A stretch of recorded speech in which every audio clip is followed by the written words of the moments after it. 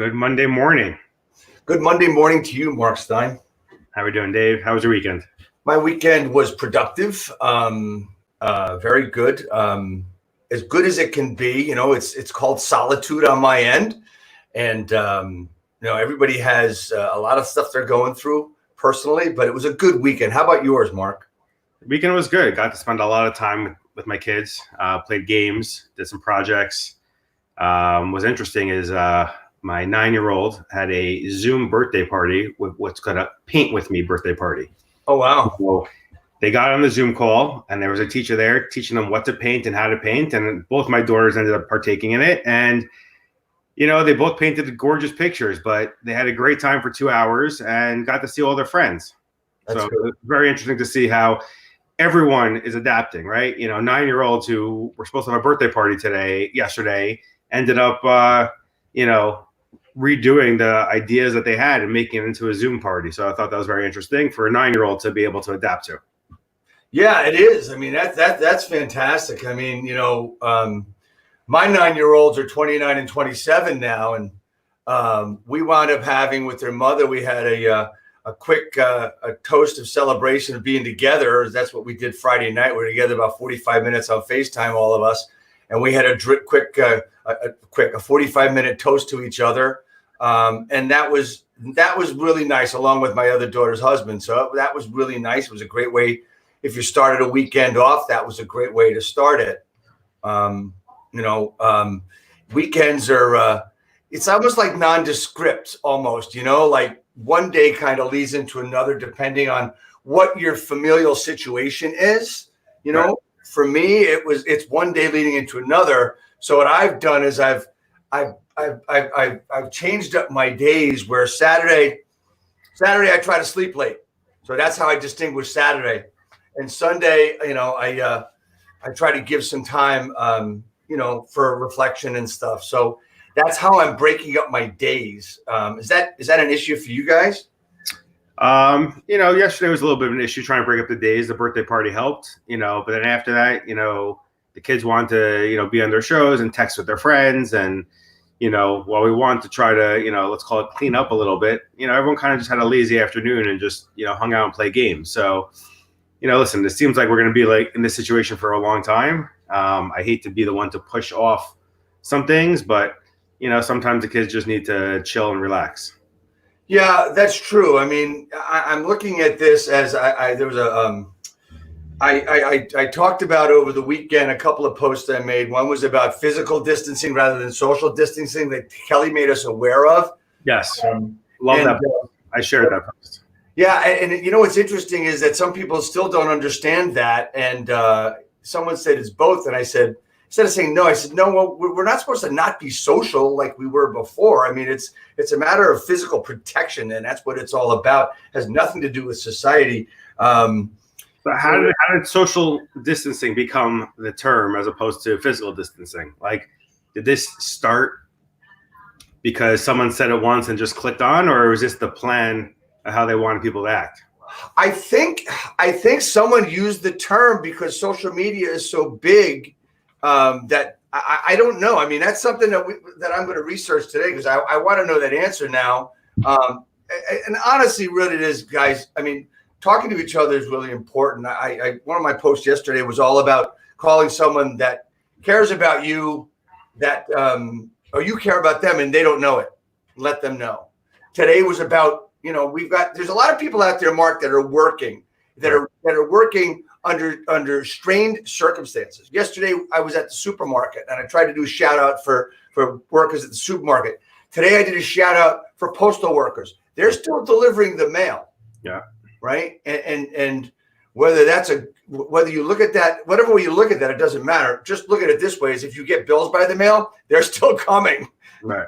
So, I mean, noticing what's going on in the world is really important. And I think, just picking up just this morning, the sanitation garbage men were picking up garbage. I mean, every time I see them, I thank them for doing it, because they're on the front lines as well. All these people out there working are all on the front lines. Mm-hmm. And we don't know if this is going to be, I'm going to be very optimistic and say this is going to be a week or a month or more. We don't know. I mean, I am being very optimistic and positive about this.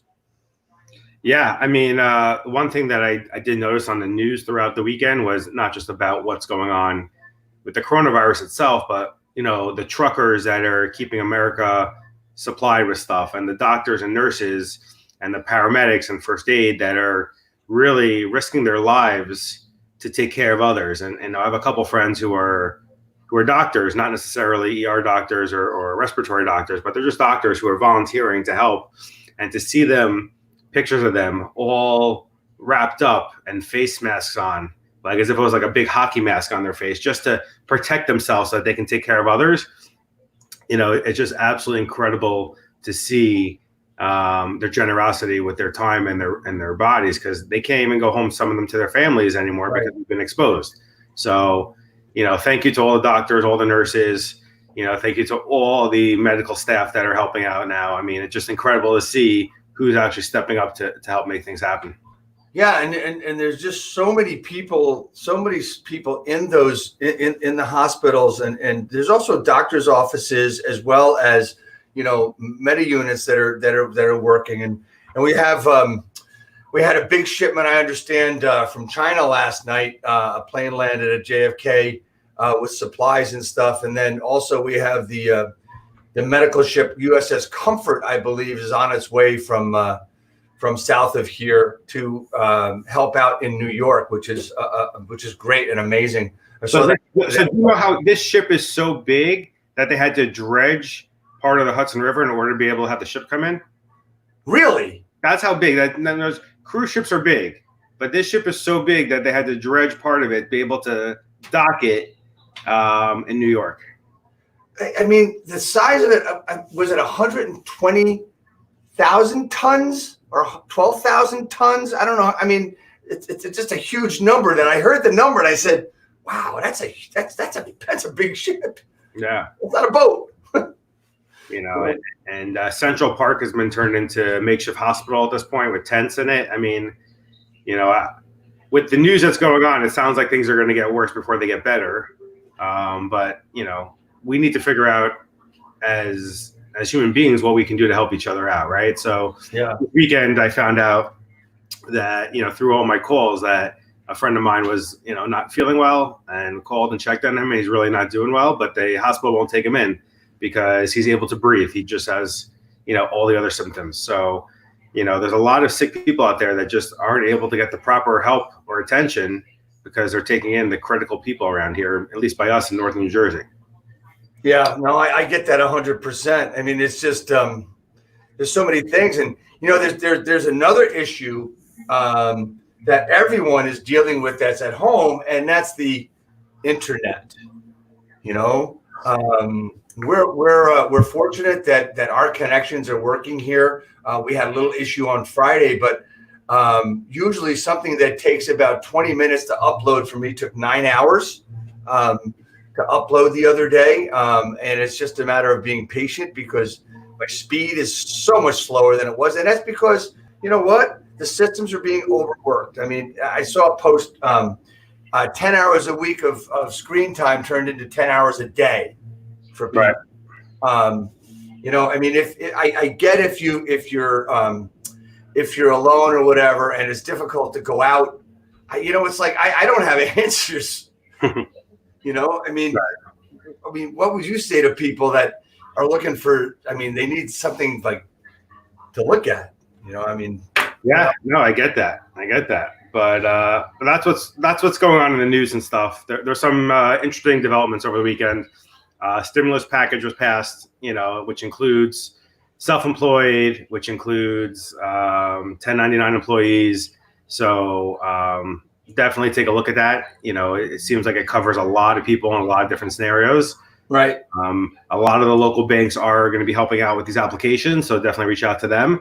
But one thing that I thought was interesting is that there was a news article that residential real estate will be listed as an essential service.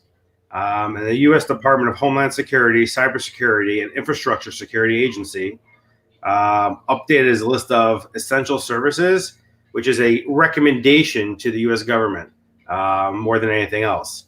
And that they want to, make sure that real estate which is the backbone of America, continues to operate and continues to trade. And so there is a big push right now to make sure that real estate is continuing. I know that many of the title companies are continuing. E-notaries either have been passed or in the process of being passed so that you can notarize stuff electronically. But the fact that they've, recognized real estate professionals, both residential and commercial, to be deemed essential in order to keep the economy going is interesting to see. Is that nationwide? Because I know that happened in California over the weekend. Is that nationwide? And because I know Murphy has had it on his desk in New Jersey and hasn't done a damn thing with it. What was that nationwide, Mark? Right. So this is a recommendation for nationwide. It's from the U.S. Department of Homeland Security, Cybersecurity, and Infrastructure Security. It's the CISA. It is up to the city or county to be more restrictive if they want to be, but they're recommending that real estate professionals are deemed essential. Again, as long as they follow the CDC guidelines and as long as they're being careful. They want the real estate business and industry to continue because it's really the backbone of the entire United States. That's huge. That's huge for the real estate industry, but it's also huge for the economy. Yeah. When there's ever been a problem in the United States of economy, like even back in 08 and 09 and 10, what I always said was, these guys don't get it. The ones in government, I'm not going to name any names, but the ones in government didn't get it because real estate makes the world go round. Right. Nowadays, from my estimations of what I looked at over the past 6 months, and I did this a few months ago, when a house is bought or sold, there's over $80,000 that goes back into the economy when that happens for each home. Yep. And that has to do with commissions, with inspections, with like, let's say Bed Bath and Beyond, IKEA, furniture places, everything. And back in 08, that number was 60,000. Right. So, it's so valid and so important for our economy, and to keep it going makes a lot of sense because that is what makes the world go round, and it will happen everywhere. Yeah. So when someone closes on a house, for the people who don't know, there are so many hands that get to touch that transaction, and then there's so many people after the transaction that it really does stimulate the entire economy because when a buyer buys something, that means the seller's selling a house to go move somewhere else, right? They're not just most houses aren't just people going to nowhere, right? They're buying another house. So every time someone's purchasing a house, and they're relying on all the services they need, the seller's relying on all the services they need in order then to purchase the next house. And so the amount of money that flows in a big circle is just absolutely incredible. I think the number's higher than $80,000, honestly, because you have people who want to, the painters, most people want to paint their houses before they move in. They want to finish floors, right? They want to fix up the backyard. You got landscapers, you got hardscapers, you got, all the different things that are going to go into a house. Yes, if you're buying a brand new construction, you're not going to do as much in the house, but that brand new construction then gave jobs to all these other people over the last 6 months to build that house. So there's so many hands that touch a transaction, and either directly or indirectly, that it really does stimulate the entire economy. Absolutely. I mean, it's just, you don't think about it, and then start, if you really look at it, right? Let's talk about a piece of furniture. Well, you've got to go buy it, and there's people that are going to deliver it. But what about the people that actually made that furniture and had to deliver it to the store? So your point about more than 80, it probably is, right? But there's so much involved, and real estate is so important, and that's why there's so many people doing so many things, having to promote real estate. Agents are weary about prospecting. They're weary about continuing their job. Should they? Shouldn't they? How do they do it? Are people breaking the law or breaking the rules about how they're showing? And how do they do this and how do they do that? Right. I think if people want some clarification, they can reach out to either you or myself to get that information rather than just go through the whole thing right now. And it's stuff you and I are posting daily as we move through on how to help people. Right. So that's one big thing that would be interesting to see if it actually gets passed nationwide. In terms of keeping everyone moving along, but real estate agents, they still can be helping their local communities. Like we discussed this, we're going on week 3 now of our show. Right. we discuss this, I think, most shows, but help out your local community. I mean, I reached out to a bunch of small businesses over the last few days. They're all struggling. Some of them are closed up shop because there's no customers walking in the door anymore. So like they don't even know what to do, and they're not online. They're just a local shop in the town. So it's getting more difficult. My friends who are gym owners have started doing Zoom gym classes for their customers to at least keep them, focused on, their stuff. It's just absolutely incredible to see, like, as time goes on, the depth that this is hitting different people. Well, if you can think about it, you can do it online. So I have a colleague that I work with through my coach, and he has 15 dance studios, right? So, right. And he does very, very well. But here we are, his dance studios are closed, so he's now opened up dance lessons online. Right. Right. So, I mean, that's how, he shifted really quickly. And I know it's very difficult for a lot of people to figure out how to do it that way. But if you can think about it, you can do it. And just ask people, anybody that you see, friends, relatives, what their thoughts are on how to do it. Or reach out to us. We might have an idea as well. Right.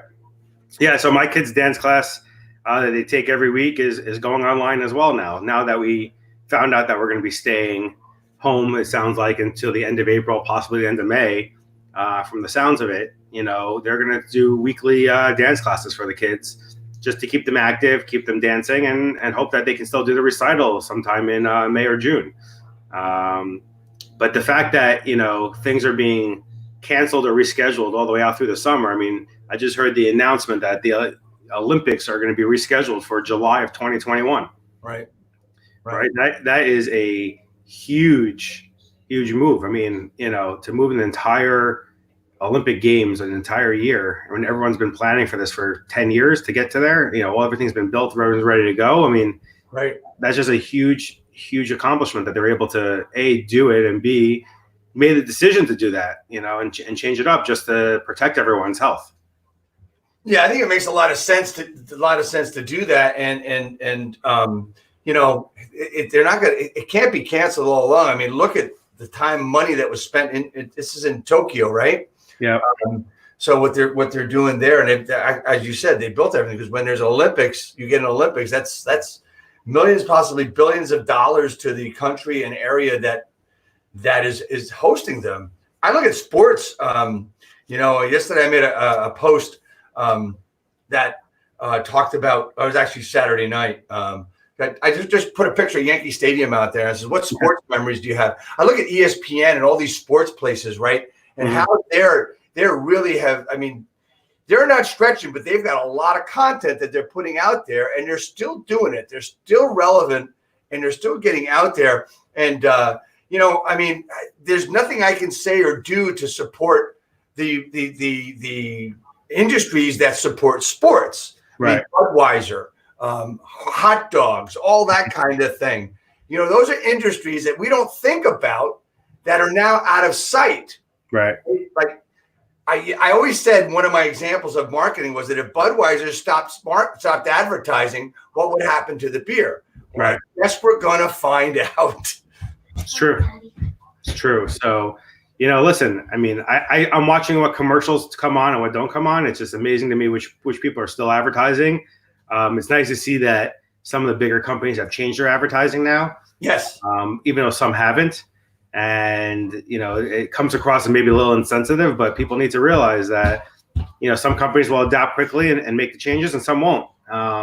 But it's just interesting to see which ones are advertising still and how they're advertising and what they're saying, what their messaging is being.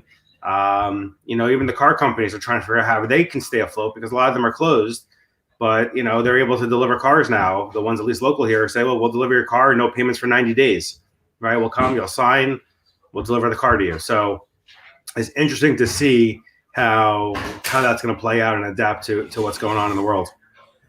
That it is. I mean, there's just, man, I mean, we can go on and on and on forever. We talked about different types of market and stuff, and how everything is affected. I mean, it's a supply chain, it's a chain of everything. It's a circle of life, to use a phrase, and you know, my biggest objective really is to help people stay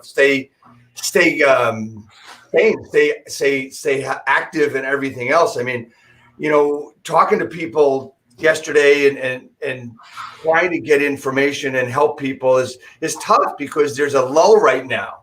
Right. You know, I did something Saturday night that I never, well, you know, I probably wouldn't have done except for the times is I spoke with actually, I mean, I'm the youngest of 8 kids and there's still 7 of us around.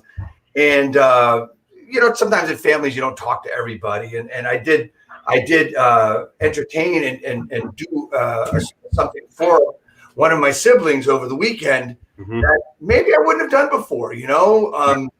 But it helped her out a lot. And I feel good about it. And I'm actually going to do something like that every day. And it keeps my heart going. Right. You know, just to do stuff, you know? Right. So we want to wish everyone a really, really successful week. There's a lot that can be done. If anyone needs help, please reach out to myself or Dave. We are both available on Facebook, on Instagram. Reach out to us, whatever you need. And I want to leave you with a couple ideas. Is first of all, you know, I got a couple of emails this weekend from different industries, some from real estate, reminding me to fill out my census form, which I thought was very interesting. You're home anyway. It takes about 10 minutes.